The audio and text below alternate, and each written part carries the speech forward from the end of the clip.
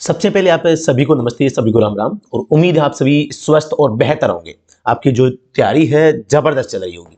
दोस्तों मैं बताना चाहूंगा बेस्ट 1000 क्वेश्चंस जो है इनकी जो ये हमारी सीरीज चल रही है, इसका ये जो 9th सेशन आज हम लेने जा रहे हैं। 8 सेशन प्लस 8 सेशन की पीडीएफ हमने हमारे व्हाट्सएप ग्रुप पे, टेलीग्राम चैनल पे फॉरवर्ड कर दी है, जिनका लिंक आपको वीडियो की डिस्क्रिप्शन में मिल जाएगा। तो आप भी क्लास की पीडीएफ के माध्यम से भी आप स्टडी कर सकते हैं। कुछ क्वेश्चंस जो है पिछली क्लासों के जो डाउट कमेंट सेक्शन में आ रहे हैं कि सर आपने इसका जवाब गलत बताया है, सही बताया है, तो उनको भी हम आज डिस्कस करेंगे। और एक बैटरी को लेके जो क्वेश्चंस आते हैं वहां पर भी बच्चों ने कहा कि सर आप थोड़ा सा खुल के नहीं बता रहे हैं, तो आज हम बैटरी के बारे में भी एक छोटा सा 3 से 4 मिनट का सेशन इसी क्लास के स्टार्टिंग में लेने वाले हैं। तो आपको भी अगर कोई डाउट होता है किसी क्वेश्चंस में, कोई भी आपका अगर सवाल है, तो आप कमेंट सेक्शन में जरूर बताएं। हम उस सवाल को नेक्स्ट क्लास की स्टार्टिंग में जरूर डिस्कशन करेंगे। तो आज जो 9th सेशन हम लेने जा रहे हैं, सबसे पहले तो ये हमारा 9th सेशन है भाई, ठीक है, क्योंकि ये 1000 क्वेश्चन की सीरीज चल रही है, 9th सेशन है। तो आप सबसे पहले तो 8 सेशन जो है जरूर देख लें। उनका लिंक आपको प्लेलिस्ट में या यूट्यूब पे आपको मिल जाएगा, जो भी है व्हाट्सएप ग्रुप में अलग से भेजे हुए हैं। तो उनकी पीडीएफ भी भेजी हुई है और जो पेड कोर्स यूजर्स है उनको भी वहां पे दी हुई है। तो यहां पर सबसे पहले में जो डाउट वाली क्वेश्चन है, एक तो 6th जो क्लास थी, इसमें 287 नंबर जो क्लास क्वेश्चन था, इसमें प्रश्न था चौराहे पर सिग्नल की पीली बत्ती देखने पर वहां पहुंचने वाले वाहन चालक, when the yellow light at an intersection appears on the signal light, the driver of a approaching vehicle should, सावधानी बरतेंगे, आगे बढ़ेंगे, पीली बत्ती देखेंगे उसी जगह ही रुक जाएंगे, हॉर्न बजाकर आगे बढ़ेंगे, रुकने के लिए रफ्तार कम करेंगे। तो देखो होता क्या, येलो लाइट दो प्रकार से होती है, आप सभी को पता होगा। पहली बात तो ये आपको दिमाग में रहना चाहिए, जो येलो लाइट है, येलो लाइट ये दो टाइप से होती है, ठीक है। एक तो येलो फ्लैश, YF लिख रहा हूं, एक येलो कंटिन्यू। तो येलो फ्लैश में क्या होता है, आपको स्लो करना होता है, स्लो एंड केयरफुली, केयरफुली, ठीक है, ठीक है। और येलो अगर कंटिन्यू है तो आपको slow, slow and ready to stop, ready to stop, यानी रुकने के लिए तैयार हो जाओ आप। यानी कि दो चीजें होती है। अब एग्जाम में जो क्वेश्चन आता है, हमारा मेन टारगेट क्या है, आप बताओ। आज हम जो ये सेशन ले रहे हैं, यहां पर हमें एक तो रियल में नॉलेज की बात करनी है, या जो एग्जाम में हमें क्वेश्चंस को लेकर बात करनी है। तो आप कहेंगे बिल्कुल सर दोनों काम करना है, तो बिल्कुल मैं बता देना चाहता हूं। प्रैक्टिकली आप कहेंगे कि सर यहां पे जो ऑप्शन नंबर डी है, इसमें रुकने के लिए रफ्तार कम करेंगे, बल्कि येलो कंटिन्यू का मतलब स्लो करके फिर आपको गाड़ी रोकना होता है, क्योंकि येलो अगर कंटिन्यू लाइट है तो इसका मतलब होगा हमें स्टॉप करनी है गाड़ी को, स्टॉप लाइन से पहले गाड़ी को रोकना है। लेकिन यहां पर क्वेश्चंस में जितने भी ऑप्शन है, वहां पे आपको कहां पर ऐसा दिख रहा है, कौन सी ऑप्शन में दिख रहा है कि जहां पर ये कह रहे हो कि स्टॉप लाइन से पहले गाड़ी रोक लेंगे। देखो ऑप्शन नंबर 1, सावधानी बरतेंगे और आगे बढ़ेंगे, गलत हो गया ना। ये होता है येलो फ्लैशिंग में, येलो फ्लैशिंग अगर लाइट है तो होता, इसलिए इसको मैं यहां पे कट कर रहा हूं। पीली बत्ती देखते ही उसी जगह रुक जाएंगे। आप अगर स्टॉप लाइन तक पहुंचे ही नहीं है तो येलो लाइट देखते ही पहले थोड़ी रुक जाएंगे, मतलब बी भी गलत हो जाएगा। अगर ये देखते हम कि पीली बत्ती देखते ही हम स्टॉप लाइन से पहले रुक जाएंगे तो सही हो जाता, तो बी गलत है। हॉर्न बजाकर आगे बढ़ेंगे, ये भी गलत है। फिर बचा रुकने के लिए रफ्तार कम करेंगे, रुकने के लिए रफ्तार कम कर रहे हैं हम, रफ्तार कम कर रहे हैं क्योंकि अभी हम चौराहे के पास में जो स्टॉप लाइन है वहां से दूर हैं। तो जैसे हमने येलो लाइट को देखा तो हम क्या करेंगे, रफ्तार कम करेंगे। रफ्तार कम क्यों करेंगे, गाड़ी को स्टॉप करने के लिए। और येलो जो लाइट है इसका मतलब यही है कि आपको गाड़ी को रोकना है, समझ गए ना। तो ऑप्शन नंबर डी एकदम करेक्ट आंसर है। एग्जाम में आज तक मैंने कम से कम 7 से 8 बार ये क्वेश्चन देख लिया है, आपको डी ही करना है, दूसरे ऑप्शन पे नहीं जाना है, समझ गए ना। जो कमेंट सेक्शन में बताइए समझ में आया नहीं आया, मैंने जो आपको समझाने का प्रयास किया, मेरे जो समझाने का तरीका है वो आपके समझ में आया नहीं आया। एक प्रश्न नंबर 34 है, When school buses are stopped for picking up or getting down students, जब स्कूल बसों को छात्रों को लाने या उतारने के लिए रोका जाता है तो आपको क्या करना है। सबसे पहली बात तो है, जब भी गाड़ी रुकती है, पहली बात तो हम ये भी कह सकते हैं कि बस रुकेगी तो रोड के ऊपर क्यों रुकेगी, नीचे उतर के रुकना चाहिए ना, साइड में लेके। लेकिन ऐसा नहीं है, यहां पे जो एग्जामिनर है वो आपके माइंड को भी, आपके माइंड के बिहेवियर को पहचाना चाह रहा है कि बाय द वे आपके सामने बस खड़ी है, स्कूल बस, बच्चों को लेने और उतारने के लिए, तो आपके दिमाग में क्या क्या चीजें आ सकती है? तो आपके दिमाग में ये जरूर आना चाहिए कि स्कूल की बस है, बच्चे छोटे होंगे, वो ज्यादा समझदार नहीं होंगे कि किधर से व्हीकल आ सकता है। तो उस जगह एक ड्राइवर होने के नाते आप पीछे से आ रहे हैं तो आपका दायित्व बनता है कि गाड़ी को एकदम सावधानी से धीरे कर लेंगे, हॉर्न भी बजाएंगे और पूरा सावधानी से निकलेंगे या फिर गाड़ी को रोक ही लेंगे जब तक बच्चे निकल ना जाए या गाड़ी रवाना ना हो जाए। तो यहां पर देखो, ब्लो हॉर्न एंड प्रोसीड गलत हो जाएगा, कोई इसका तुक नहीं है, ये तो किसी भी कंडीशन में मतलब कि नहीं हो सकता। ऑप्शन नंबर जो यहां पे दोबारा बताता हूं मैं, ऑप्शन नंबर एक तो यहां पे गलत हो जाएगा। Proceed slowly and costly since there is chance of students suddenly crossing the road, यानी कि बच्चे आ सकते हैं, हम धीरे जाएंगे, सावधानी से जाएंगे क्योंकि बच्चों के रोड पे आने का चांस है। No special care is required, ये भी गलत हो जाएगा। None of them is right, तो बचा कौन सा? Option number B right answer हो जाएगा, कोई समस्या नहीं है। अब एक जो बड़ा जो यहां पे फैक्टर है कि सर एक बैटरी के लेके सवाल तो आए हैं, मैंने बताया भी है, लेकिन बच्चों का कहना है कि सर थोड़ा सा खुल के बताइए। तो बैटरी के क्वेश्चंस जो है यहां पर मैंने स्पेशली आपके लिए ऐड किए हैं।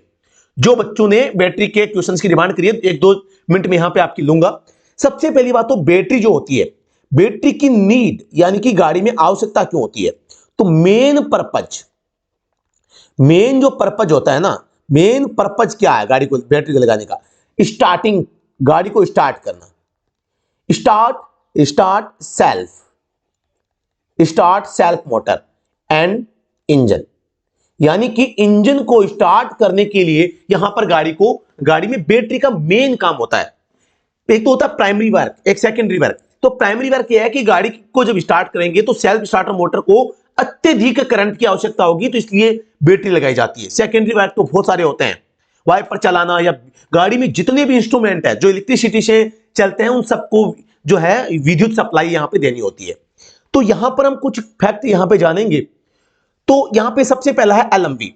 एलएमवी गाड़ी जो होगी इसमें मैं बात करता हूं एम्पियर की। तो यहां पे 65 से लेके 75 एम्पियर तक की बैटरी काम में आती है। वोल्टेज की बात करता हूं तो 12 वोल्टेज की बैटरी काम आती है। एचएमवी में बात करता हूं तो एम्पियर की, तो यहां पर मैं बात करता हूं 100 से लेके 150 तक यहां पे एम्पियर होते हैं। वोल्टेज की बात करता हूं तो यहां पे 12 वोल्टेज की बैटरी प्लस 12 वोल्टेज की। छोटी एचएमवी में भी जैसे कि मैं बात करता हूं, जैसे 26 सीटर बस है, छोटा ट्रक है, तो उनमें 12 वोल्टेज की बैटरी। अब यहां पे एक से ही काम चल जाएगा, लेकिन एम्पियर इसका 120 130 हो सकता है, ठीक है। लेकिन आजकल बड़ी गाड़ियों में एक जब जितना बात वही है कि गाड़ी का जो सेल्फ स्टार्टर मोटर है वो अगर बड़ी है, गाड़ी का इंजन अगर बड़ा है तो उसको ज्यादा करंट की आवश्यकता है, तो उसमें बैटरियां 2 लगा देंगे, लेकिन करंट वही रहेगा। तो यहां पर 120 से लेकर 150 तक एम्पियर वाली गाड़ी जो बैटरियां हैं काम में लेते हैं, लेकिन वो 2 हो जाएगी।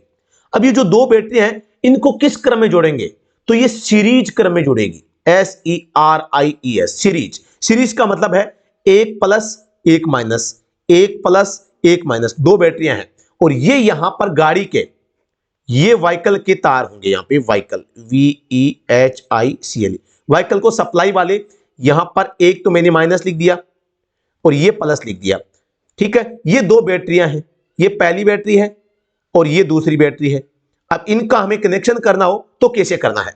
हमें यहां पर पहली बैटरी को दूसरी बैटरी से जोड़ना है। तो हम क्या करेंगे, पहली का प्लस और दूसरी का माइनस आपस में जोड़ देंगे। हम इसको यहां से ऐसे जोड़ सकते हैं, देखो जोड़ दिया ना, इनको आपस में जोड़ दिया, एक का प्लस एक का माइनस। अब बचा क्या, एक का माइनस और एक का प्लस। तो अब इस माइनस को माइनस से जोड़ दो, माइनस से माइनस को जोड़ दो और प्लस से प्लस को जोड़ दो, हो गया कनेक्शन। यानी कि ये सीरीज क्रम में जुड़ती है।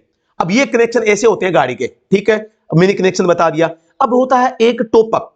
गाड़ी में टॉपअप से पहले समझेंगे इलेक्ट्रोलाइट। गाड़ी में जो बैटरी में लिक्विड होता है, लिक्विड होता है, वो 2 पदार्थों का मिश्रण होता है, पानी प्लस तेजाब, ठीक है। तेजाब के रूप में H2SO4 काम में आता है। पानी में डिस्टिल्ड शुद्ध वाष्पीकृत जल आता है जिसे हम डिस्टिल्ड वाटर बोलते हैं। ये दो का मिश्रण होता है। अब पानी जो होगा इसका परसेंट बात करते हैं, 60% इसका रेशियो होता है। तेजाब का 40% रेशियो होता है ऑलमोस्ट। अब ये 65 भी हो सकता है, 65, और ये 35 भी हो सकता है। ये तो अब कंपनियों पे डिपेंड करता है। अब एक होती है स्पेसिफिक ग्रेविटी, जो कि हाइड्रोमीटर से नापते हैं। हाइड्रोमीटर, हाइड्रोमीटर, ठीक है। हाइड्रोमीटर का काम होता है स्पेसिफिक ग्रेविटी देखना। अब आप सभी को पता होगा कि यहां पर जो डिस्चार्ज बैटरी होगी उसकी स्पेसिफिक ग्रेविटी 1.121 तक होगी। जो चार्ज बैटरी होगी उसकी, ये तो होगी डिस्चार्ज, डिस्चार्ज। आप खुल के पूछ रहे तो बता रहा हूं, बहुत डीपली है ये ज्ञान, ये छोटा ज्ञान नहीं है। और एक होगा 1.26, तो ये ग्रेविटी होगी चार्ज, वो भी फुल चार्ज में होगा। अब यहां पर एक बात आई है टॉपअप की। गाड़ी की बैटरी को जब भी टॉपअप करना हो तो टॉपअप करते समय हम केवल इसमें डिस्टिल्ड वाटर डालेंगे। Distilled water. एसिड कभी भी नहीं डालना चाहिए। एसिड कब डाला जाएगा? जब हम स्पेसिफिक ग्रेविटी चेक करेंगे तो जो हाइड्रोमीटर है वो अगर यहां पे तेजाब यानी कि गंधक का तेजाब या अम्ल की मात्रा कम बताता है तो एक मिस्त्री ही वहां पे जानकारी के अनुसार टॉपअप करते समय पानी के साथ साथ जो तेजाब है वो भी डाल सकता है। लेकिन एक कभी भी ड्राइवर को टॉपअप करते समय गाड़ी में तेजाब नहीं डालना चाहिए, क्यों? ये खतरे से खाली नहीं होता, तेजाब खतरनाक होता है। तो यहां पर आप केवल पानी डाल सकते हैं, और पानी भी कितना? आप बैटरी के ऊपर जो वेंट होल होते हैं उन सभी को खोल के सभी में समान रूप से पानी डालेंगे। दूसरी बात एक ध्यान रखेंगे, कभी भी उनको पूरा फुल नहीं भरना है। उनको आप ऑलमोस्ट में सीधे तरीके में बताऊं तो आपको लगभग 75% ही भरना है, 25% उनके अंदर खाली जगह रहनी चाहिए। कोई भी चीज हो गाड़ी में, चाहे वो इंजन ऑयल हो, ब्रेक ऑयल हो, क्लच ऑयल हो, गियर ऑयल हो, डिफरेंशियल ऑयल हो, चाहे आपका बैटरी का टॉपअप हो, चाहे कुछ और हो, रेडिएटर हो, सभी में जहां पे लिक्विड डाला जाता है उस चीज को, उस कंटेनर को 100% फिल नहीं किया जाता, उसको थोड़ा सा खाली छोड़ा जाता है। क्योंकि लिक्विड जब रनिंग में आएगा, जब गर्म होगा, हॉट होगा, तो वो फिर एक्स्ट्रा वहां पे उसको जो है जगह चाहिए होगी और वो उस कंटेनर को फाड़ देगा अगर आपने पूरा भर दिया तो आपको ऐसा नहीं करना है। बैटरी फूल के खराब हो जाएगी अगर आपने पूरे भर दिए तो नहीं भरना है। अब बात करते हैं चार्जिंग की।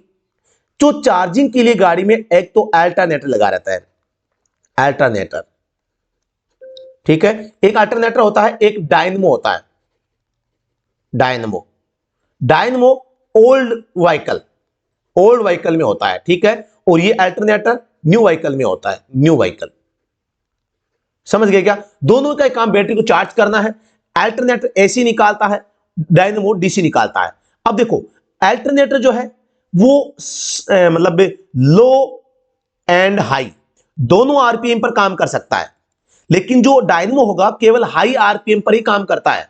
हाई आरपीएम का मतलब है जब गाड़ी तेज चलेगी केवल तभी बैटरी को चार्ज करेगा, कौन? डायनमो। लेकिन अल्टरनेटर एक बार घूम गया तो घूमते समय बैटरी को चार्ज कर देगा। तो इसलिए डायनमो की बजाय अल्टरनेटर ज्यादा यूजफुल है, क्योंकि जरूरी थोड़ी है हम गाड़ी को तेज चलाएं, है ना। तो फिर वो अगर तेज नहीं चलाएगा तो फिर डायनमो बैटरी को चार्ज नहीं करेगा, जो समस्या रहेगी। अब है इलेक्ट्रिक व्हीकल बैटरी। जो लाइट से चलने वाली बैटरियां होती है इनमें लिथियम बैटरी का इस्तेमाल किया जाता है। कौन सा? मैं इंग्लिश में लिख देता हूं, लिथियम बैटरी, ठीक है। और जो लेड एसिड बैटरियां होती है वो जो गाड़ी को स्टार्ट करने के लिए फोर स्टार्ट, ये दोनों अलग अलग चीजें हैं भाई। गाड़ी को स्टार्ट करने के लिए जो बैटरी काम में आ रही है वो लेड एसिड बैटरी होगी। जो गाड़ी को लाइट से चलाते हैं, जो बैटरी से चलाते हैं, उनमें लिथियम बैटरी यूजफुल होती है। और मोस्टली जो यहां पे व्हीकल्स होते हैं इन सभी में यहां पर बैटरी कौन सी होती है? लिथियम बैटरी होती है। जो इलेक्ट्रिक व्हीकल होते हैं सभी इलेक्ट्रिक व्हीकल में कौन सी बैटरी होगी? लिथियम बैटरी होगी। तो ये कुछ चीजें मैंने आपको बताने का प्रयास किया, काफी लंबा समय ले लिया, मैं माफी चाहूंगा। लेकिन अब हम रेगुलर क्लास को स्टार्ट करते हैं। आज का हमारा पहला क्वेश्चन आपकी स्क्रीन पे आने वाला है, क्योंकि एक रेगुलर सीरीज चल रही है, एग्जाम नजदीक आ गया है तो हम ज्यादा समय नहीं ले सकते। क्वेश्चन नंबर हमारे सामने 401 और आज का पहला question, Which of the following documents need to be submitted as a proof for residence address to obtain a driving license in India? Bharat में ड्राइविंग लाइसेंस प्राप्त करने के लिए निवास पते के प्रमाण के रूप में निम्नलिखित में से कौन सा दस्तावेज जमा करना आवश्यक होगा? जब आप डीएल लेंगे, कंपलसरी कर दिया गया है डीएल के लिए 2019 के बाद में आधार कार्ड होना जरूरी है। आधार कार्ड, आप बिना आधार कार्ड के डीएल और आरसी नहीं अप्लाई कर सकते। तो PAN card, college ID card, voter ID card, cancelled cheque, तो तो यहां पर वोटर आईडी कार्ड होगा तो आपका एड्रेस जो है वेरीफाई हो जाएगा, क्योंकि वोटर आईडी कार्ड जहां पर आप रहते हैं वहां पर वोट देते हैं तो वहीं का बनेगा। तो वोटर आईडी कार्ड आपके एड्रेस के दस्तावेज के रूप में काम आ सकता है, तो ऑप्शन नंबर सी इसका राइट आंसर हो जाएगा। लेकिन कंपलसरी कौन सा डॉक्यूमेंट है? आधार कार्ड कर दिया गया है। कब से? 2019 में, जब से मोटर व्हीकल एक्ट में संशोधन हुआ है तब से यहां पे आधार कार्ड कंपलसरी कर दिया गया है। क्वेश्चन नंबर में यहां पे 402 की ओर चलते हैं। What should the maximum weight of light motor vehicle as per the motor vehicle act 1988? यहां पे एलएमवी कार होगी, एलएमवी कार का बिलो 7,500 यहां पे किलोवाट किलोग्राम जो वेट होगा वो होता है। मीडियम मोटर व्हीकल जो होती है वो 7.5 टन से लेके 12 टन के बीच होता है, ठीक है। और हेवी गाड़ियां जो होती है इनका वजन होता है 12,000 किलोग्राम से प्लस होता है, ठीक है, अधिक होता है। तो यहां पर छोटी गाड़ी का पूछा है तो 7,500 किलोग्राम इसका वेट हो जाएगा। इस टन को आप 7,500 किलोग्राम केजी टू 12,000 केजी भी लिख सकते हैं, ठीक है। अगले प्रश्न पे चलते हैं। As per the motor vehicle act 1988 which of the following is considered as heavy passenger motor vehicle? मोटर वाहन अधिनियम 1988 के अनुसार निम्नलिखित में से किसे भारी यात्री मोटर वाहन माना जाएगा? भारी यात्री मोटर वाहन तो सभी को पता है, एक सिंपल सा फैक्ट अभी मैंने आपको बताया था, any vehicle with unladen weight of 12,000 kilogram. Option number C इसका राइट आंसर हो जाएगा। प्रश्न सिंह 404, what is the other name of warning sign? यानी कि चेतावनी संकेत, इसका दूसरा नाम क्या है? Regulatory sign, informatory sign, cautionary sign, complementary sign. तो कॉशनरी यानी कि सावधान करने का संकेत जो होगा, ये क्या करते हैं? स्थिति बताते हैं किसकी? सड़क की, कि भी सड़क टूटी फूटी है, उबड़ खाबड़ है, सामने कोई स्कूल है, कोई क्रॉसिंग है, क्या है ना। तो ये चेतावनी बताते हैं, आगे मोड़ है, आगे ब्रेकर है, आगे कोई चट्टान है, आगे नदी है। तो ये एक प्रकार का सावधान करते हैं कि आगे सड़क की स्थिति क्या होगी और आपको उस स्थिति के अनुसार कैसे चलना है। तो इसलिए चेतावनी संकेत आपको सावधान करने के लिए होते हैं, इसलिए इनको कॉशनरी साइन और वार्निंग साइन आप इसको बोल सकते हैं।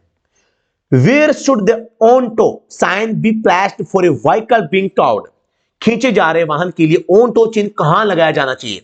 दाहिनी ओर, बाएं तरफ, सामने की ओर, पीछे की तरफ। तो यहां पे कोई दो व्हीकल होंगे, एक व्हीकल ये है, एक व्हीकल ये है, दोनों ये आगे जा रहे हैं।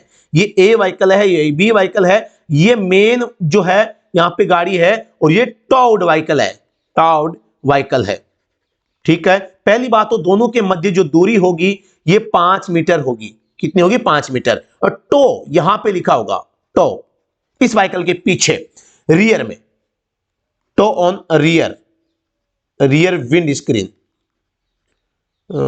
स्क्रीन, ठीक है। यहां पर आपको ध्यान देना पीछे लिखा होगा, option number D right answer हो जाएगा, ताकि पीछे से जो व्हीकल आ रहे हैं उनको पता चल जाए आगे जो चल रहा वाहन है वो टो किया हुआ है।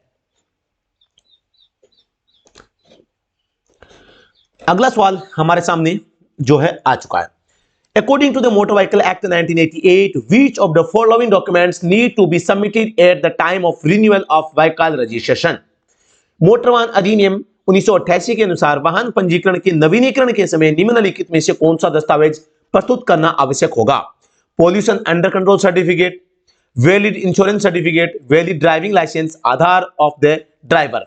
तो यहां पर ड्राइवर का आधार, ड्राइवर के आधार कार्ड से रजिस्ट्रेशन को लेकर कोई मतलब नहीं है, ड्राइविंग लाइसेंस से कोई मतलब नहीं है, गाड़ी का इंश्योरेंस आपके पास में होना चाहिए, और बाकी कोई चीजें जरूरी नहीं है। आप सभी को पता होगा धारा 196 में यहां पे ऑफेंस बताती है, धारा 145 और 146 में इंश्योरेंस को आप सभी को पता है कंपलसरी किया गया है, नीड ऑफ इंश्योरेंस, ठीक है। और नहीं करेंगे तो ये ऑफेंस है, और 2000 का जुर्माना, 3 मंथ इम्प्रिजनमेंट का भी प्रावधान यहाँ पे किया गया है।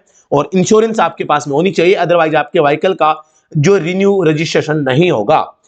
According to the Motor Vehicle Act 1988, within how many days of expiry of vehicle registration application should be made for its renewal? Motor वाहन अधिनियम 1988 के अनुसार वाहन पंजीकरण की समाप्ति के कितने दिनों के भीतर इसके नवीनीकरण के लिए आवेदन किया जाना चाहिए? तो इसके लिए यहां पर आप जो है 60 दिन से अधिक नहीं होना चाहिए, उसके बाद में पेनल्टीज लग सकती है। प्रावधान है 60 दिन के भीतर आप रिन्यू के लिए अप्लाई करें, अन्यथा आपके ऊपर जो पेनल्टीज या टैक्स आपको एक्स्ट्रा पे करना पड़ सकता है। जो करंट में रूल होगा स्टेट गवर्नमेंट पे ये छोड़ा गया है, तो आप स्टेट गवर्नमेंट के रूल को फॉलो आगे करेंगे। ऑप्शन नंबर सी इसका राइट आंसर हो जाएगा। Which of the following options helps in the easy navigation of roads? निम्नलिखित में से कौन सा विकल्प मार्गों के आसान नेविगेशन में मदद करता है? Traffic sign, traffic rule, road safety education, global status report on road safety. तो यहां पे ट्रैफिक साइन होंगे, वो यहां पर मार्गों के आसान नेविगेशन में जो है यहां पे हेल्प करेंगे। ऑप्शन नंबर एक राइट आंसर हो जाएगा। Which of the following options is the correct way to wear a seat belt? निम्नलिखित में से कौन सा विकल्प सीट बेल्ट पहनने का सही तरीका होता है? बेल्ट का ऊपरी हिस्सा बाहां के नीचे पेट को गलत हो जाएगा। The upper portion of the belt should be over the shoulder बिल्कुल राइट है। Covering the abdomen tightly, यानी कि बेल्ट का ऊपरी भाग कंधे के ऊपर होना चाहिए और पेट को कसकर ढकना चाहिए। कंधे के ऊपर और पेट के ऊपर से बिल्कुल राइट हो जाएगा। ऑप्शन नंबर 20 का राइट आंसर है कि आप सीट बेल्ट कैसे लगाते हैं। तो आपको कमेंट सेक्शन में बताना है कि जब भी आप सीट बेल्ट पहनेंगे तो सीट बेल्ट को हाथ से खींचते समय आप राइट से खींचेंगे या लेफ्ट से, यानी कि सीट बेल्ट को अपने ऊपर कसने के लिए आपका जो स्टार्टिंग होगा कौन से हैंड से होगा, सबसे बेस्ट वे आपको बताना है। Which among the following statements is incorrect regarding an educational institute bus? एक शैक्षणिक संस्थान बस के संबंध में निम्नलिखित में से कौन सा कथन गलत है? An educational institution bus means omnibus, यानी कि एक शैक्षणिक संस्थान जो बस होती है वो सर्वग्राही, जिसमें आप कह सकते हैं 5+ यात्री इसमें बैठते हैं ड्राइवर के अलावा। ठीक है, मान गए omnibus. It can be used for the purpose of transporting students, इसका उपयोग छात्रों के परिवहन के लिए किया जाता है, बिल्कुल ठीक है। It can be used for the purpose of transporting it's staff को जो परिवहन करने के लिए भी ठीक है। It can be used for purpose of transporting general public, ये गलत हो जाएगा। जनरल पब्लिक को आप एजुकेशनल बसेस में आप ट्रांसपोर्ट नहीं कर सकते। समझ गए ना क्या पूछा जा रहा है? तो option number D right answer हो जाएगा। Which of the apex body in India that decides on the driving related rules? दोस्तों यहां पर हम बिना फालतू का 1 मिनट का भी टाइम कंज्यूम नहीं करेंगे। कोई भी आपका डाउट है तो आप बिल्कुल कमेंट सेक्शन में दे सकते हैं। समय बड़ा बलवान है, समय की को हमें सेव करना चाहिए, आपके समय की कीमत है। एग्जाम सर माथे पर है, हमें फास्टली करना पड़ेगा, मैं माफी चाहूंगा। फिर भी आपका कोई सुझाव है मेरे पढ़ाने को लेके, स्क्रीन के ऊपर आपको जो प्रश्न दिखाई देख रहे हैं क्वालिटी है या नहीं है, वॉइस को लेके जो भी आपका सुझाव है वो आप जरूर बताएं। मेरे समझाने का तरीका, पढ़ाने का तरीका, मैं फास्ट पढ़ाता हूं, स्लो पढ़ाता हूं। हालांकि YouTube ने बहुत अच्छा काम किया है, स्लो और स्पीड करने का ऑप्शन आपको दिया है। भारत में ड्राइविंग संबंधी नियमों पर निर्णय लेने वाली सर्वोच्च संस्था कौन सी है? Ministry of commerce and industry. आप सभी को पता है 1988 में एक संस्था की स्थापना हुई थी, मोर्थ की स्थापना, यानी कि ministry of road transport and highways, सड़क परिवहन और राजमार्ग मंत्रालय। ऑप्शन नंबर 20 का राइट आंसर हो जाएगा, जो कि यहां पर डिसाइड करती है ड्राइविंग रिलेटेड रूल्स। भारत में कोई भी अमेंडमेंट होगा, जैसे कि यहां पे 2019 का संशोधन हुआ था, तो ये हेड डिपार्टमेंट मोर्थ ही था, जिसकी स्थापना 1988 में भारत के नई दिल्ली में वहां पर हुई थी। ये एक प्रकार का मंत्रालय है। नितिन गडकरी महोदय हमारे इसके वर्तमान में मंत्री है, जिन्होंने बहुत अच्छा काम ट्रांसपोर्टेशन में किया है। Which rule of the Central Motor Vehicle Rules 1989 made compulsory to have first aid kit on board? केंद्रीय मोटर वाहन नियम 1989 के किस नियम ने बोर्ड पर प्राथमिक चिकित्सा किट रखना अनिवार्य कर दिया गया? यानी कि कौन सा रूल है जिसमें फर्स्ट एड बॉक्स आपके गाड़ी के अंदर होना या जहां पर आप काम करते हैं वहां पर होना जरूरी कर दिया गया? तो नियम बताना है। बहुत सिंपल है, नियम 138 ये कहता है फर्स्ट एड किट आपके पास में होना चाहिए। फर्स्ट एड किट ये एक लीगल रिक्वायरमेंट है। क्या है? Legal requirement, REQUIREMENT requirement. मेरी इंग्लिश थोड़ी कमजोर है, स्पेलिंग में एरर हो सकती है, आप चिंता मत करना। हैंडराइटिंग भी सही नहीं है, लेकिन मैं बोल के जो बताऊंगा सही बताऊंगा, ठीक है ना? क्या आपको लगता है कि मुझे हैंडराइटिंग में सुधार करना चाहिए या आप काम चला लेंगे? ये बताना। मैं हैंडराइटिंग पे ध्यान दूं या केवल पढ़ाने पे अच्छा ध्यान दूं? मुंह से बोल के जो बताऊंगा वो आपको समझ में आ जाएगा या हैंडराइटिंग से लिखने से समझ में आएगा? थोड़ा सा मुझे कमेंट सेक्शन में सुझाव दें आप। मेरी हैंडराइटिंग ज्यादा खराब तो नहीं है। प्रश्न संख्या 413, why does the oil pressure light show on your vehicle dashboard? Vehicle के डैशबोर्ड पे ऑयल प्रेशर की लाइट दिखाई देती है, क्यों दिखाई देती है? इसका मतलब क्या है? तो जब भी इंजन ऑयल की लाइट ऑन होगी, इसका सीधा सा मतलब है कि इंजन ऑयल का जो प्रेशर है, दबाव है, लेवल है, वो कम हो गया है। ठीक है, तो option number B right answer हो जाएगा। It may mean that your engine has lost normal oil pressure, यानी आपका जो इंजन है वो इसने इंजन ऑयल का लेवल कम कर दिया है या प्रेशर कम कर दिया है। तो ऑप्शन नंबर बी इसका राइट आंसर हो जाएगा। आप सभी को पता होगा इंजन जो होता है, इंजन के अंदर यहां पे 15W40 ग्रेड का इंजन ऑयल इस्तेमाल यहां पे किया जाता है। ठीक है, अगले प्रश्न पे चलते हैं, बात करते हैं इंजन ऑयल को बदलने की। ऑलमोस्ट यहां पे 10,000 किमी पे आपको इंजन ऑयल बदलना चाहिए। ठीक है, सर्विस के दौरान इंजन ऑयल बदलाते हैं। प्रश्न संख्या 414, what rule must be kept in mind while overtaking A vehicle, किसी वाहन को ओवरटेक करते समय किस नियम का ध्यान रखना चाहिए। No vehicle should be overtaken ever, यानी कि कभी भी किसी वाहन को ओवरटेक नहीं करना चाहिए, गलत हो जाएगा। Vehicle should be overtaken from the right by warning the driver head, आगे वाले ड्राइवर को चेतावनी देकर वाहन को दाहिनी ओर से ओवरटेक करना चाहिए, बिल्कुल ठीक बात है। Vehicle should be overtaken from the left by warning the driver head, गलत हो जाएगा, लेफ्ट साइड से आप ओवरटेक नहीं कर सकते भाई। ठीक है, vehicle should be overtaken only if other vehicle tries to increase speed and overtake you, आपको केवल उस समय ओवरटेक करना चाहिए जब आपको कोई दूसरा व्हीकल ओवरटेक करने का प्रयास करता है या स्पीड को इंक्रीज करता है। ये तो भाई एक प्रकार की लापरवाही हो गई, नहीं करना चाहिए। ठीक है, तो ऑप्शन नंबर बी इसका राइट आंसर हो जाएगा। According to the Motor Vehicle Act 1988, what is the punishment of driving without a valid license? Motor वाहन अधिनियम 1988 के अनुसार वैध लाइसेंस के बिना गाड़ी चलाने पर सजा होगी।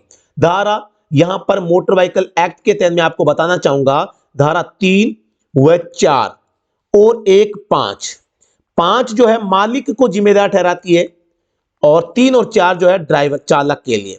अब आप इन दोनों का उल्लंघन करते हैं तो धारा 180 और धारा 181 दो धारा लगती है, दोनों के तहत ही 5-5 हजार का जुर्माना है। धारा 180 यहां पे मालिक के लिए है, मालिक जिम्मेदार होगा, और धारा 181 चालक स्वयं जिम्मेदार होगा।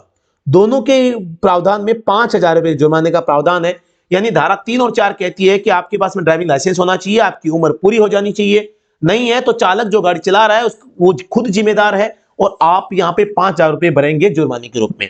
और साथ ही दोस्तों यहां पर अगर भी एक मालिक है, उसको पता है कि यार जो चालक है उसके पास में डीएल नहीं है, उम्र में कम है, तो फिर वो खुद भी जिम्मेदार है, क्यों उसने व्हीकल क्यों दिया, तो उसके ऊपर भी 5,000 का जुर्माना लग सकता है। ठीक है, तो यहां पर फाइन अप टू 5,000 और इंप्रिजनमेंट अप टू 3 मंथ्स और बोथ। ऑप्शन नंबर सी इसका राइट आंसर हो जाएगा। In India if a person fails in the learning licence test he can appear for the retest after a gap up, Bharat में यदि कोई व्यक्ति learning licence test में fail हो जाता है तो वह कुछ अंतराल के बाद दोबारा टेस्ट दे सकता है। तो आप सभी को पता होगा, फर्स्ट में फेल तो 7 दिन के बाद में आपको रीटेस्ट होगा, retest 3 time 7 days, after 7 days आपको मौका मिलेगा और इसके बाद में 60 डेज के बाद में मिलेगा। 3 बार अगर आप फेल हो जाएंगे फिर आपको 60 दिन की ट्रेनिंग अलग से करनी पड़ेगी, इसलिए ऑप्शन नंबर सी इसका राइट आंसर हो जाएगा ड्राइविंग लाइसेंस के रिगार्डिंग। प्रश्न संख्या 417 आपके सामने आ चुका है। दोस्तों मैं बताना चाहूंगा, अगर आप किसी भी एग्जाम की तैयारी कर रहे हैं तो बिल्कुल आप जो है आपके लिए एक स्टडी टॉम की ओर से एक बेस्ट ई बुक तैयार की गई है, जो कि आप लोगों के लिए बेस्ट कलेक्शन है और वो हर एग्जाम के लिए काम का साबित होगा। वो ई बुक है, देखो ये ड्राइवर एग्जाम ई बुक 2024, 1000 प्लस पीवाईक्यू, जिसमें हालांकि मैंने 1200 प्लस क्वेश्चंस दिए हैं। वेरी इंपॉर्टेंट क्वेश्चंस है, बिलिंगुअल है, इंग्लिश एंड हिंदी में, तो आप इसको डाउनलोड कर सकते हैं और बिल्कुल आप पढ़ सकते हैं। तो ये कहां पर है, study at home Android application है, वहां पर आपको मिलेगी, तो आप इसको जरूर ज्वाइन कर सकते हैं। आपको इसके लिए 99 रुपए पे करने पड़ेंगे। कैसे लेनी है, सबसे पहले आपको मुझे व्हाट्सएप पे मैसेज करना है, मैं आपको इस ऐप का लिंक भेज दूंगा और आपको study at home Android application को यहां पे डाउनलोड करके इसमें एक ई बुक का ऑप्शन आएगा, उस ई बुक में जाके आप डाउनलोड कर सकते हैं। ठीक है, अगले प्रश्न पे चलते हैं। If a driving licence revoked then within how many days can the person या driver appeal to the prescribed authority, यदि ड्राइविंग लाइसेंस रद्द कर दिया जाता है तो वह व्यक्ति या चालक कितने दिनों के भीतर निर्धारित प्राधिकार के पास अपील कर सकता है? आप सभी को पता होगा एक दावा न्याय अधिकरण यहां पे बनाया गया है। दावा न्याय अधिकरण, क्लेम ट्रिब्यूनल, जिसे हम कहते हैं मोटर व्हीकल एक्ट की धारा 165 में इसका प्रावधान है। ठीक है, तो यहां पर इसमें आप 30 दिनों के भीतर भीतर आप इसकी अपील कर सकते हैं। आपको लगता है कि यार बिना काम मुझे परेशान कर रहे हैं, चालक का लाइसेंस रद्द कर रहे हैं या सस्पेंड कर रहे हैं, तो आप अपनी अपील कर सकते हैं। What mark is generally used on the first aid kit for easy spotting? आसानी से पता लगाने के लिए प्राथमिक चिकित्सा किट पर आमतौर पर किस चिन्ह का उपयोग किया जाता है? आप सभी को पता होगा कि फर्स्ट एड किट के लिए यहां पे रेड कलर में प्लस का सिंबल होता है, बिग रेड प्लस साइन। ठीक है, तो ऑप्शन नंबर यहां पे एक राइट आंसर हो जाएगा। Which among the following is a road safety informatory sign? निम्नलिखित में से कौन सा सड़क सुरक्षा सूचनात्मक चिन्ह है? हॉस्पिटल, आप सभी को पता होगा अस्पताल का जो चिन्ह है वो चौकोर आकृति में यहां पे अस्पताल का प्लस प्लस बेड भी होगा। ठीक है, तो आपको ये याद रखना है। पेडेस्ट्रियन क्रॉसिंग यहां पे किसमें होगा? त्रिभुज में। नेरो रोड अहेड, ये भी त्रिभुज में। पार्किंग, नो पार्किंग का भी त्रिभुज में। तो ऑप्शन नंबर एक राइट आंसर हो जाएगा। What is the age limit in connection with driving of private motor vehicle under the Motor Vehicle Act 1988? Motor वाहन अधिनियम 1988 के तहत निजी मोटर वाहन चलाने के संबंध में आयु सीमा मैंने आपको कई बार बता दिया है। एक तो विदाउट गियर की बात कर ले तो विदाउट गियर तो 16 साल हो सकती है। विथ गियर की बात हो जाए, विथ गियर कोई व्हीकल है तो 18 साल होनी चाहिए। एलएमवी या कार के लिए यहां पे या प्राइवेट व्हीकल के लिए, प्राइवेट व्हीकल इन तीनों के लिए यहां पे 18 साल उम्र होनी चाहिए। और एचएमवी या हेवी गाड़ियां होगी तो 20 साल आपकी उम्र होनी चाहिए। तो ऑप्शन नंबर बी इसका राइट आंसर हो जाएगा। प्रश्न संख्या 421, which of the following is an example for cautionary traffic sign? यानी चेतावनी या सावधानी पूर्वक यातायात संकेत का उदाहरण। गति सीमा गोल आकृति में होगा। अंदर आना मना है, नो एंट्री, नो एंट्री का भी गोल आकृति में होगा। हॉर्न प्रोहिबिटेड, कोई भी चीज है उसको मना किया गया है, भोंपू बजाना, तो ये भी गोल आकृति में होगा। साइकिल क्रॉसिंग, साइकिल क्रॉसिंग भाई यहां पे इस टाइप से होगा। चेतावनी संकेत है साइकिल क्रॉसिंग। ठीक है, एक तो साइकिल लेन होता है, एक साइकिल क्रॉसिंग त्रिभुज में होगा, लेकिन CYCLE साइकिल लेन यहां पर गोल आकृति में होगा और ये ब्लू में होगा। ठीक है, ये थोड़ा सा आपको रिमाइंड में रखना है भाई। ये एक साइकिल लेन होगा, वो किसमें होगा? ब्लू में, और एक कंपल्सरी साइन होगा। लेकिन साइकिल क्रॉसिंग त्रिभुज में और चेतावनी संकेत होगा। दोनों में फर्क है, साइकिल क्रॉसिंग और साइकिल लेन में। ठीक है ना। प्रश्न संख्या 422, when should we dial in 108 emergency services? हमें 108 आपातकालीन सेवा कब डायल करनी चाहिए? तो 108 नंबर है वो एम्बुलेंस है। किसके रिगार्डिंग?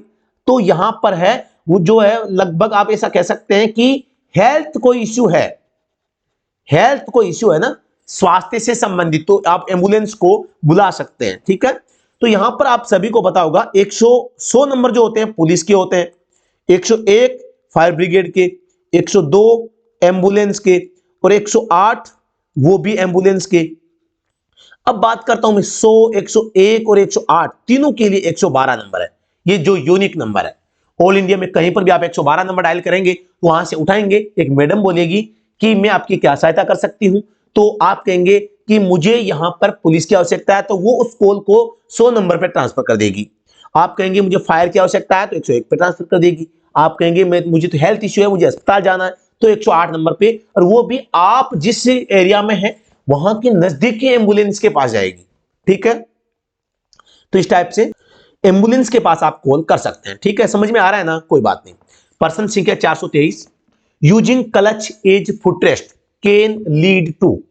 यानी कि आप क्लच का प्रयोग करते हैं कैसे? फुटरेस्ट, पैर को आराम देने के लिए। तो आप सभी को पता है क्लच जो होती है, क्लच फ्रिक्शन मेथड पर काम करती है भाई, फ्रिक्शन मेथड पे। ठीक है, और इससे क्या होगी? रगड़ खाएगी, फ्रिक्शन होगा। फ्रिक्शन होगा तो यहां पे क्या है, अगर आप लगातार ज्यादा यूज में करेंगे तो हीट हो जाएगी, हीट हो जाएगी। हीट होगी तो यहां पर कौन सा प्रदूषण होगा, एयर पोल्यूशन बढ़ेगा। ऑप्शन नंबर सी इसका राइट आंसर हो जाएगा। प्रश्न संख्या 423, which of the following options will hold good if the car tyres are inflated regularly. यदि कार के टायरों में नियमित रूप से हवा भरी जाए तो निम्नलिखित में से कौन सा विकल्प अच्छा रहेगा। The car will consume less fuel, यानी कार कम ईंधन खपत करेगी। बिल्कुल ठीक बात है, क्योंकि उसके ऊपर ज्यादा फ्रिक्शन का लोड नहीं पड़ेगा, जो एक्स्ट्रा लोड पड़ता है तो वो नहीं आएगा। ऑप्शन एक ठीक है। The car engine will get spoiled, खराब हो जाएगा, गलत बात है। टायर में सही हवा भराने से खराब थोड़ी होता है। The car will make noise while driving, नहीं, यह भी गलत है। बल्कि आप अगर समय पर हवा नहीं भरवाते हैं, ज्यादा भरवाते हैं, कम भरवाते हैं तो आवाज करेगा। The car brakes will be affected, सही अगर एयर प्रेशर है तो कार के ब्रेक अफेक्टेड नहीं होंगे। लेकिन आपको देखो यहां पे सारी चीजें बता दी है। अगर आपने एयर प्रेशर जो है सही नहीं रखा, एयर प्रेशर सही नहीं रखा, तो ये सारे कारण हो सकते हैं, ये आपको ध्यान रखना है। ठीक है, अगले प्रश्न पे चलते हैं। Which of the following occurs when a driver has poor vision. निम्नलिखित में से क्या होता है जब ड्राइवर की दृष्टि खराब होती है। एक ड्राइवर जो है उसकी दृष्टि सही नहीं है तो क्या हो सकता है। रिस्क ऑफ कोलिजन्स, टकराव का खतरा, बिल्कुल ठीक है। लॉस ऑफ मेमोरी, याददाश्त में कोई कमी नहीं आएगी। रंग दृष्टिहीनता, कलर ब्लाइंडनेस, वो एक अलग चीज है। और यहाँ पे मेंटल डिस्ट्रक्शंस, मानसिक विकर्षण, ये भी गलत है। आपकी रोशनी खराब है तो आपकी गाड़ी कहीं आप ठोक दोगे और आप एक्सीडेंट में आप घायल या आप डेथ हो सकती है आपकी। ठीक है, प्रश्न संख्या 424, according to Motor Vehicle Act 1988, what is the punishment for driving under the influence of drugs or alcohol for the second time and subsequent। यानी कि मोटर वाहन अधिनियम 1988 के अकॉर्डिंग सेकेंड टाइम नशीली दवाओं या शराब यानी कि दारू पी के आप गाड़ी चलाएंगे तो क्या सजा है। आप सभी को पता होगा, मोटर व्हीकल एक्ट 1988 इसका जो सेक्शन है 185 ये कहता है कि आप जो शराब पीकर गाड़ी नहीं चलाएंगे। और इसका अपराध जो है 10,000 का पहली बार में, दूसरी बार में 15,000 का है। पहली बार में 6 मंथ आपको जेल में जाना पड़ेगा, दूसरी बार में आपको 2 वर्ष के लिए जाना पड़ेगा, 2 ईयर। तो यहां पर कौन सा मैच हो रहा है, तो यहां पे 6 मंथ गलत हो जाएगा, 6 मंथ गलत हो जाएगा। सेकंड टाइम पूछा है ना, तो यहां पे 3,000 ये गलत हो जाएगा। यहां पे 2 साल 15,000 ये एकदम करेक्ट है। Option number D right answer हो जाएगा। लिमिट की बात करते हैं एल्कोहल की, तो 30 mg मिलीग्राम किसमें, आपके 100 ml ब्लड में, 100 ml ब्लड में एल्कोहल नहीं होना चाहिए। ठीक है, ये आपको ध्यान रखना है। प्रश्न संख्या 242, एज पर आरटीओ यानी कि regional transport offices in India, what is the grass period for applying for the renewal of your driving licence. भारत में आरटीओ यानी कि क्षेत्रीय परिवहन कार्यालय के अनुसार ड्राइविंग लाइसेंस के नवीनीकरण के लिए आवेदन करने की छूट अवधि क्या होगी।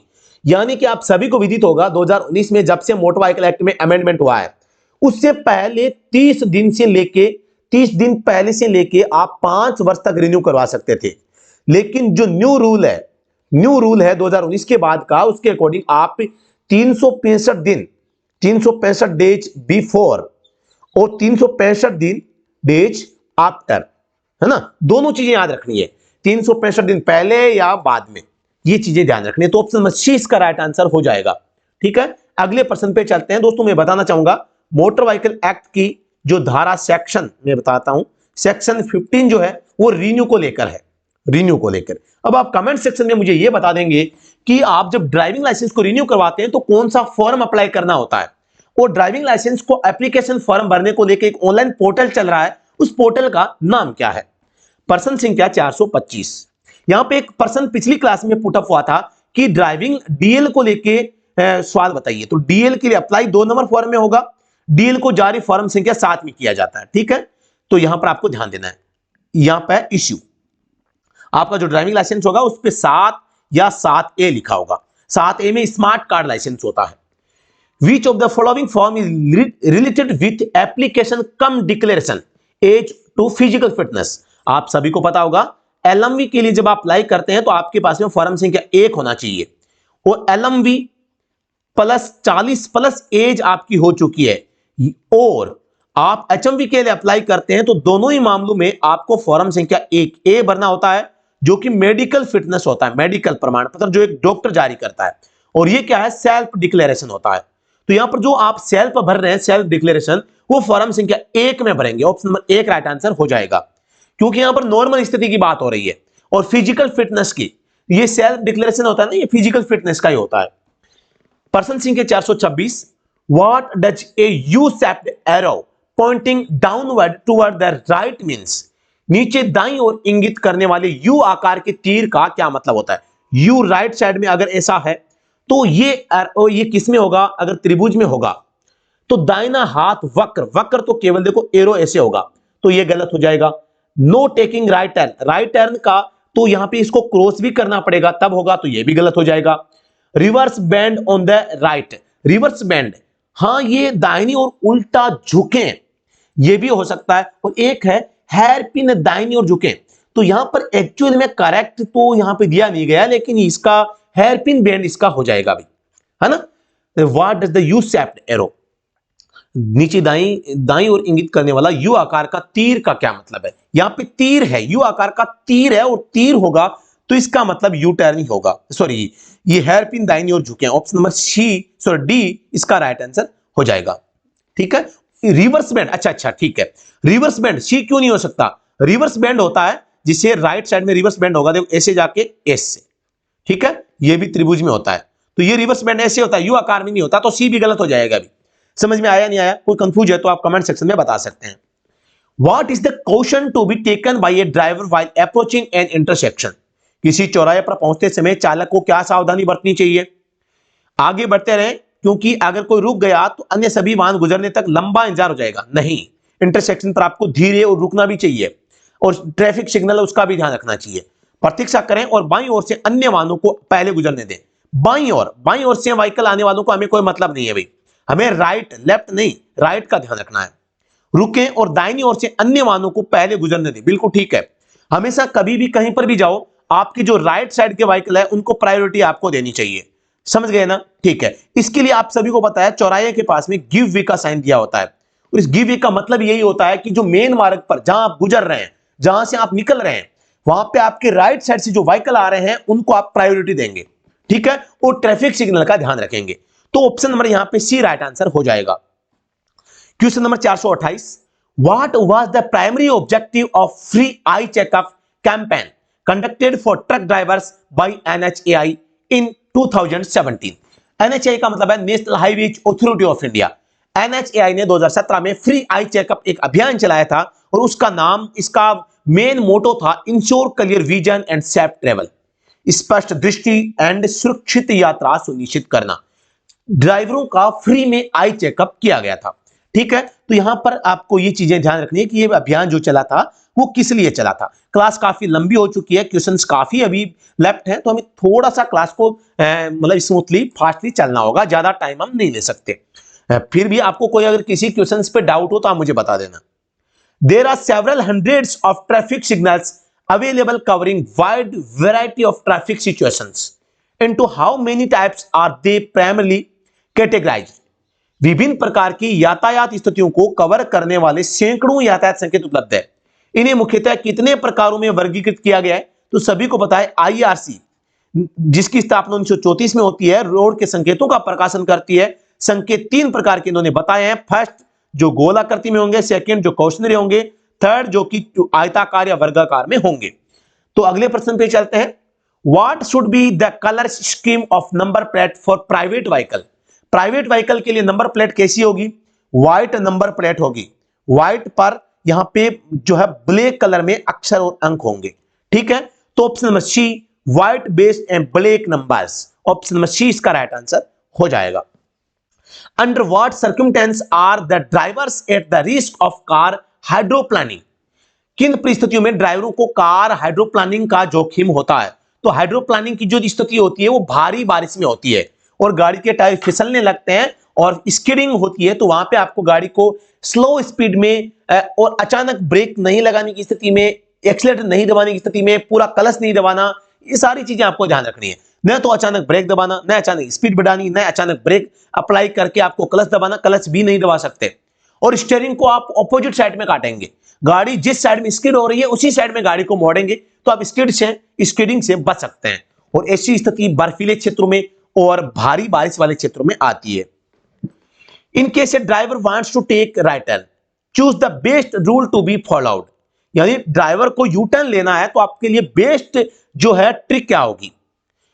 The driver should keep to the left of the road, left side में रहना चाहिए। गिव द राइट इंडिकेटर, आपको राइट में सिग्नल देना है। And arrive near the left side, आपको लेफ्ट में, क्योंकि राइट ले रहे हैं ना तो आप रोड पे लेफ्ट की ओर चले जाएंगे और यहां पे राइट का इंडिकेटर देंगे और left side of the road he is entering, आप जिस साइड में जा रहे हैं उधर आप लेफ्ट साइड में चले जाइए, क्योंकि आपकी स्पीड जो गाड़ी की होगी कम होगी। यानी आप जिस रोड पे हैं वहां पे लेफ्ट में रहते हुए आप राइट टर्न का सिग्नल देंगे। ठीक है, यहां पर आपको ये चीज ध्यान देनी है कि लेफ्ट में रहते हुए राइट का सिग्नल दिया, राइट का सिग्नल देके आप जिस साइड में जा रहे हैं वहां पे एंटर करेंगे और लेफ्ट साइड में चले जाएंगे। ठीक है, ऑप्शन नंबर 1 ठीक लग रहा है। चलो आगे पढ़ते हैं। चालक को सड़क के दाईं ओर चलना चाहिए, सही संकेतक देना चाहिए और जिस सड़क में प्रवेश कर रहे हैं वहां उसके दाईं ओर पहुंचना चाहिए, दाईं ओर नहीं, गलत हो जाएगा। चालक को सड़क के मध्य में रहना चाहिए, सही संकेतक देना चाहिए, जिस सड़क में प्रवेश कर रहे हैं उसके मध्य में पहुंचना चाहिए, यह भी गलत हो जाएगा। चालक को सड़क के मध्य में रहना चाहिए, दायां संकेतक देना चाहिए, सड़क में प्रवेश कर रहे हैं वहां बाईं ओर पहुंचना चाहिए, मध्य में नहीं रह सकते आप। ठीक है, यहां पर एक चीज जो कंफ्यूज कर रही है वो ऑप्शन नंबर बी, चालक को सड़क के दाईं ओर चलना चाहिए। ठीक है, वही संकेतक, सही संकेतक देना चाहिए, सही जिस सड़क में प्रवेश कर रहे हैं वहां दाईं ओर पहुंचना चाहिए। ये दाईं ओर गलत हो गया, एक तो दाईं, इसमें तो देखो दायां गलत है, इसलिए ये नहीं हो सकता, बाकी हो सकता था, आप राइट में रह सकते थे, कोई दिक्कत नहीं है। चालक को सड़क के मध्य में रह गया, लेकिन आप मध्य में पहुंच नहीं सकते क्योंकि ऑलरेडी जिस आप रोड पे पहुंचेंगे यू टर्न के बाद में वहां पर राइट साइड में कौन होगा?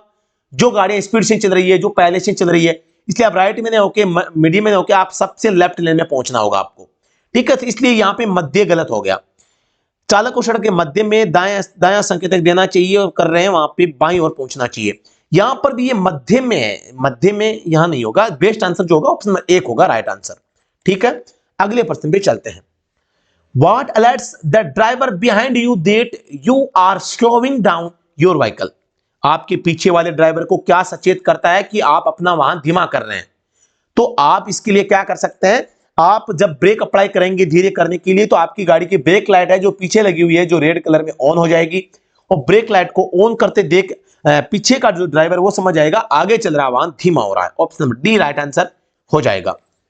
प्रश्न संख्या 434, Which of the following options is essential for obtaining a driving license? Driving licence प्राप्त करने के लिए निम्नलिखित में से कौन सा विकल्प आवश्यक होगा? तो आप ड्राइविंग लाइसेंस आप अगर लेंगे तो सबसे पहले आपके पास में लर्निंग लाइसेंस होना चाहिए, लर्निंग लाइसेंस।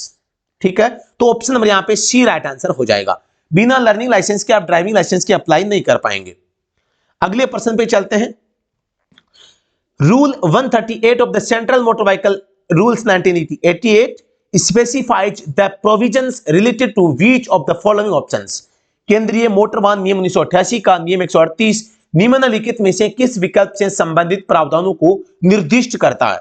तो यहां पर ध्यान देना है, जो 138 जो रूल है वो लाइसेंस एवं पंजीकरण ये नहीं होगा। मोटर वाहन के लिए सिग्नल और अतिरिक्त सुरक्षा, बिल्कुल, यह जो मोटर वाहन को लेकर सिग्नलिंग और जो मतलब कि एडिशनल सेफ्टी फीचर होते हैं उसको लेके यहां पे उल्लेख किया गया है, तो option number B right answer हो जाएगा। चालक को दुर्घटना की सूचना ये भी गलत है, ड्राइवर की जिम्मेदारी ये भी गलत है। जैसे कि फर्स्ट एड किट है तो इसका भी उल्लेख धारा 138 में ही किया गया है। ठीक है, गाड़ी में स्टेपनी होनी चाहिए, सीट बेल्ट है, सेफ्टी फीचर जो होते हैं, जो लाइट इंडिकेटर वगैरह होते हैं गाड़ी में, तो उनका भी उल्लेख धारा 138 में किया गया है। तो option number B right answer हो जाएगा।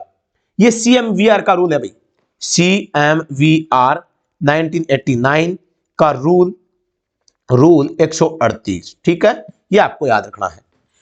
Which among the following is related to form 1A? अभी मैंने आपको बताया था कि जब आपको देखो इसमें बताया, कब बताया था मैंने, अभी बता देता हूं मैं आपको। ये देखो यहां पे मैंने बताया था फॉर्म 1A किसमें काम आ रहा है? मेडिकल प्रमाण पत्र आप ड्राइविंग लाइसेंस के लिए अप्लाई करेंगे। ठीक है, तो यहां पर फॉर्म 1A पूछा है तो ये क्या होगा? मेडिकल सर्टिफिकेट के लिए होगा। Option number B right answer हो जाएगा। मैंने बताया था एलएमवी के मामले में 40 प्लस एज हो जाने पर, या फिर एचएमवी एप्लीकेशन, अगर आप फॉर्म भरते हैं एचएमवी के लिए तो आपको मेडिकल सर्टिफिकेट बनवाना पड़ेगा, जो एक डॉक्टर बनाएगा, जिसकी वैलिडिटी 6 माह होगी। तो यहां पर आपको ध्यान देना है, एलएमवी के मामले में 40 साल से कम उम्र के बच्चों के लिए या व्यक्ति के लिए यह आवश्यक नहीं होगा, उसको फॉर्म 1 में फिटनेस सर्टिफिकेट बनना पड़ेगा। ठीक है, अगले प्रश्न पे चलते हैं। Which type of traffic sign performs the function of ensuring the smooth operation of traffic on the road? किस प्रकार का यातायात चिन्ह सड़क पर यातायात के सुचारू संचालन को सुनिश्चित करने का कार्य करता है?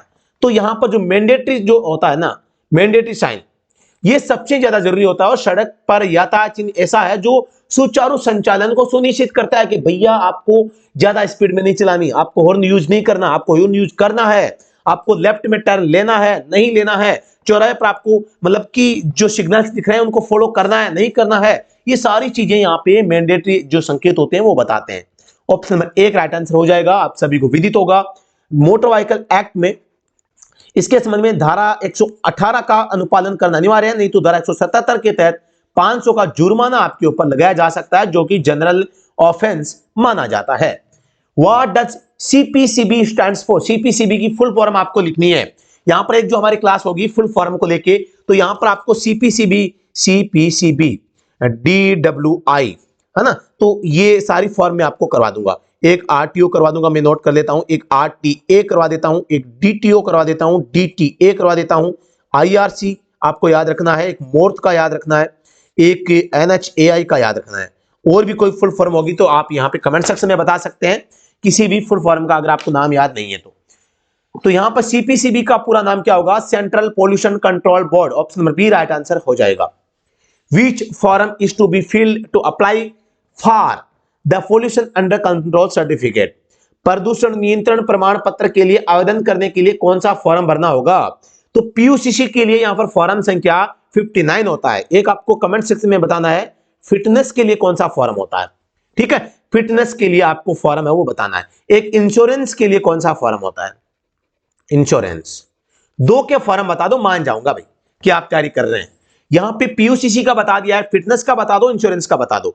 आरसी का मैं बता देता हूं 20 में अप्लाई और 23 में जारी। डीएल का बता देता हूं 2 में अप्लाई और 7 में जारी। ठीक है, तो ये आपको याद रखना है। ठीक है, तो आप इंश्योरेंस और फिटनेस का बता दें, पीयूसी का मैंने आपको बता दिया है। फॉर पर्सन संख्या 440। The below given sign indicates which of the following?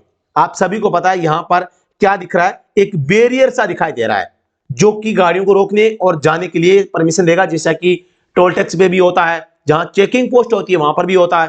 तो barrier ahead, option A right answer हो जाएगा। एक प्रकार का चेतावनी संकेत है, चेतावनी कॉशनरी साइन है ना। तो अगले प्रश्न पे चलते हैं। Which vehicles in the below image have the right of way? सही स्थिति में कौन सा व्हीकल है? तो यहां पर देखो एक व्हीकल जो है, यहां पे एक रोड तो यहां पे आ रही है, ठीक है, ये है एक डॉटेड लाइन यहां पे है। अब यहां पर व्हीकल जो आ रहा है, ए व्हीकल जो है यहां पे यहां चल रहा था और इसने यहां मोड़ ले ली। एक व्हीकल ये आ रहा है और ये यहां आकर यहां मोड़ ले रहा है। ठीक है, इसमें क्या हो रहा है, ये व्हीकल जो है यहां से सीधा यहां घुस रहा है और इसमें जो ये व्हीकल है ये यहां बराबर में आके यहां ये टर्न ले रहा है। तो अब आपको बताना है कौन सा सही है कौन सा सही नहीं है। तो यहां पर इसमें पूछा है कि नीचे दी गई छवि में किन वाहनों को रास्ते का अधिकार है, कौन सा व्हीकल सही स्थिति में यहां पे जो है मतलब जा रहा है। तो आकृति ए में ए और आकृति सेकंड में ए, आकृति फर्स्ट में बी, आकृति सेकंड में भी बी। तो आपको ए और बी के बारे में, ये येलो कलर वाली ये बी है, ये भी बी है, ये ए है और ये ए है। तो अब आप सभी को पता होगा यहां पर देखो ये लेफ्ट में चल रहा है तो ये लेफ्ट में टर्न ले सकता है, तो इसका रास्ते का अधिकार है। बिल्कुल मान सकते हैं कि फर्स्ट का ए सही है। सेकंड में देखते हैं, यहां पे देखो ये जो गाड़ी है ये सीधी भाग रही, इसको यहां जाके यहां से लेना चाहिए था, इसको यहां से जाना चाहिए था, है ना। तो सेकंड का बी गलत हो जाएगा, है ना। तो सेकंड का ए सही हो जाएगा, फिर सेकंड में भी ए सही हो जाएगा।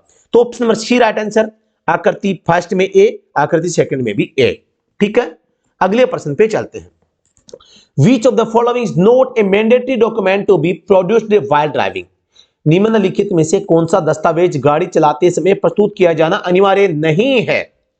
ड्राइविंग लाइसेंस, वाहन का आरसी, वाहन का चालान, वाहन का बीमा। तो चालान दिखाना जरूरी नहीं है भाई, बाकी आपका डीएल है, आरसी है, फिटनेस है, टैक्स है, पीयूसी है ना, ये आपके सबसे ज्यादा जरूरी है, इंश्योरेंस है। ठीक है, ये सारे जरूरी है, परमिट भी है, परमिट। इतने डॉक्यूमेंट आवश्यक होते हैं भाई। What is the permissible width of the border of a road sign identification definition plate? सड़क चिन्ह की परिभाषा, प्लेट की सीमा की अनुमेय चौड़ाई क्या होगी? जो मतलब कि board width of the border of a road sign, road का साइन दिखाने के लिए जो बॉर्डर होगा उसकी डेफिनेशन प्लेट जो होगी उसकी चौड़ाई, यानी कोई भी संकेत होता है इसके नीचे एक प्लेट लगी होती है, इसकी प्लेट की चौड़ाई पूछी है अभी, तो ये 20 mm होगी। ठीक है, ऑप्शन हमारे यहां पे बी राइट आंसर हो जाएगा। Which of these is not one of the 4 steps that apply when dealing with a emergency on road? इनमें से कौन सा उन 4 चरणों में से एक नहीं है जो सड़क पर किसी आपात स्थिति से निपटने के लिए लागू होते हैं? किसी इमरजेंसी से निपटने के लिए कौन सा काम आपके लिए काम का नहीं है, बाकी काम के होंगे? तो यहां पे सबसे पहले क्षेत्र को सुरक्षित बनाएं, जहां पर आप हैं वो मेक एरिया सेफ, बिल्कुल ठीक है। Evaluate the injured person for injuries, कोई घायल व्यक्ति है तो उसका मूल्यांकन करें कि कितना घायल है, कितनी उसको सहायता की आवश्यकता है। Move the injured person from the scene of the incident immediately, घायल व्यक्ति को तुरंत घटनास्थल से हटा दें। आपको घायल व्यक्ति को घटनास्थल से हटाना आपका काम नहीं है, आपका काम है घटनास्थल पर जहां पर व्यक्ति इंजर्ड है वो स्थान सेफ है या नहीं है पहली बात, और फिर वो कितना घायल हुआ है वो काम करना। तो हटाना आपका काम नहीं है, मेन पर्पज हटाना नहीं है। सीक हेल्प और सहायता मांगे ये भी कर सकते हैं, तो सी इसका राइट आंसर हो जाएगा।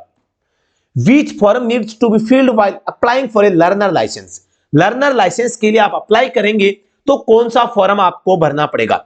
यहां पर देखो फॉर्म संख्या एक्चुअल में लर्नर लाइसेंस अप्लाई करने के लिए फॉर्म संख्या 2 होता है, लेकिन फॉर्म संख्या 2 नहीं है। लर्निंग लाइसेंस जिसमें इश्यू होगा, वो फॉर्म संख्या 3 होता है, तो 2 नहीं है तो 3 को राइट मानेंगे भाई। ठीक है, याद रखना है आपको। हालांकि मैं आपको बता देता हूं, learning licence, DL driving licence में कोई श्रेणी ऐड करवानी हो, रिन्यू करवानी हो, इसको लेके एक सारथी पोर्टल पर SARTHI सारथी पोर्टल जो कि 2019 में यहां पे लागू हुआ, उसके बाद में फॉर्म संख्या 2 काम में आता है। फॉर्म संख्या 2 किसमें? इन सभी कार्यों में। ठीक है, याद रखना है आपको। अब मैं आपको बता दूं फॉर्म संख्या 2 ने किन किन फॉर्म का जो है स्थान लिया है। पहले फॉर्म संख्या 2 होता था, फॉर्म संख्या 4 होता था, फॉर्म संख्या 8 होता था, फॉर्म संख्या 9 होता था। इन चारों का जो है यहां पर फॉर्म संख्या 2 ने स्थान ले लिया है। According to the tyre and tarmac rule, what should be the ideal distance between two vehicles back to back? Vehicle एक यहां होगा, ये टायर, ये टायर, ये टायर, ये टायर, इसका स्थान इधर है भाई। एक व्हीकल यहां पर होगा, ये रहे टायर, ठीक है, और इसकी भी डायरेक्शन इधर ही है। यहां पे एक आदमी बैठा है, क्या बैठा है? आदमी बैठा है, जो कि टकाटक यहां पे देख रहा है। कहां पे देख रहा है? यहां पे देख रहा है। अब देखो टायर और टायर में नियम क्या है, ये जो टायर हैं इनके बीच की जो सड़क जगह है ना, ये टायर के बीच की, ये इस व्यक्ति को दिखनी चाहिए। अगर ये दिखती है तो इसका मतलब है आप दोनों व्हीकल के बीच की दूरी सफिशिएंट है, यानी आपके फ्रंट में जो व्हीकल खड़ा है उस व्हीकल के पीछे वाले टायर जो हैं, उन दोनों टायरों के बीच की जो सड़क है, क्या आपको यहां से ये जगह दिखती है? क्या दिखती है? तो सिर्फ डिस्टेंस है, और ये कम से कम 4 से 5 फीट होनी चाहिए। कितनी होनी चाहिए? 4 से 5 feet. Option number C right answer हो जाएगा। समझ में आया नहीं आया? कमेंट सेक्शन में बताओ यार, मेरे समझाने का तरीका आपको समझ में आया नहीं आया? प्रश्न संख्या 447, विच of the following is not included in vehicle insurance? निम्नलिखित में से क्या वाहन बीमा में शामिल नहीं है? लॉस और डैमेज बाय एक्सीडेंट और लाइफ, दुर्घटना या आग से हानि या क्षति। आग से हानि या क्षति हो जाती है कोई व्हीकल की या कोई और, तो यह शामिल है, बिल्कुल शामिल है। Liability for third party injured और डेथ, तीसरे पक्ष की चोट या मृत्यु के लिए दायित्व, तो यह भी शामिल है। लॉस और damage to electric accessories on payment of additional premium, अतिरिक्त प्रीमियम के भुगतान पर बिजली के सामान की अनेक क्षति, तो एक्स्ट्रा अगर पे करते हैं आप यहाँ पे इंश्योरेंस में, तो आप फुल इंश्योरेंस आपको मिलती है, ये भी शामिल हो सकता है। कॉन्सिक्वेंटली लॉस, डिप्रिसिएशन और मैकेनिकली ब्रेकडाउन, परिणामी हानि, मूल्य ह्रास और यांत्रिक खराबी, ये इसमें शामिल नहीं होता। भी कोई परिणाम आपके किसी हरकत की वजह से कोई काम हुआ है, या मूल्य ह्रास, कोई मार्केट डाउन हुआ है, या यांत्रिक कोई मैकेनिकली कोई इश्यू, गाड़ी में टायर पंचर हो गया, तो कोई कंपनी क्लेम थोड़ी करेगी। इसलिए यांत्रिक कोई खराबी है तो ये क्लेम नहीं होता। ऑप्शन नंबर डी इसका राइट आंसर हो जाएगा। Question number 408, which section of the Motor Vehicle Act 1988 gives the power to a police officer in uniform to arrest a person without a warrant who commits an offense punishable under section 184, 185, 197? यानी कि आप खतरनाक तरीके से गाड़ी चलाते हैं, शराब पीकर गाड़ी चलाते हैं, ओवर स्पीड में गाड़ी चलाते हैं, तो आपको बिना वारंट के यहां पे आपको अरेस्ट कर सकता है एक यूनिफॉर्म वाला पुलिस वाला आदमी। तो ये लिखा हुआ है धारा 202 में, ठीक है, ये आपको याद रखना है। प्रश्न संख्या 449, which of the following gives correct information about the basic scheme adopted for road signs? निम्नलिखित में से कौन सड़क चिन्हों के लिए अपनाई गई मूल योजना के बारे में सही जानकारी देता है?